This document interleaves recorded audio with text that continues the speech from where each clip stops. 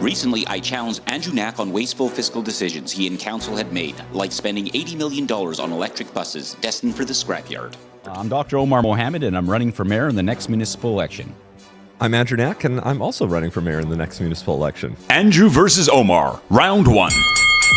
You know, Andrew, there was these electric buses that, a lot of Edmontonians were quite upset about. Yep. We spent $60 million on them as a city, and, there's floating numbers that are all around. And then we spent another $20 million of these on maintenance and infrastructure. And now these are heading out to the scrapyard. What due diligence did you yourself, I know you're a big advocate of the electric buses, what due diligence yourself did you do on this project? And it's a really good example of just because other orders of government want to give you money, free money is great, but at the same time, sometimes it's good to really dig into the recommendations of our minister. Actually, Philadelphia purchased these buses before we did in 2016. And I'm going to tell you, these are complete lemons. They're not fixable.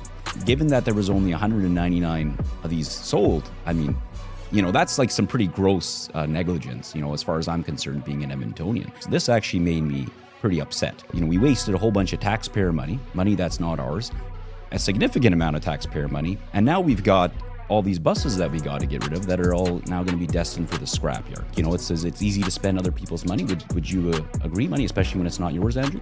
Stay tuned for round two of Andrew versus Omar.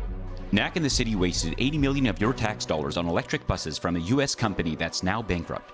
We can't get parts, and they'll all likely be scrapped. Worse yet, several cities have reported electric bus fires as recently as July 2025. This isn't innovation, it's waste and a potential danger to the public.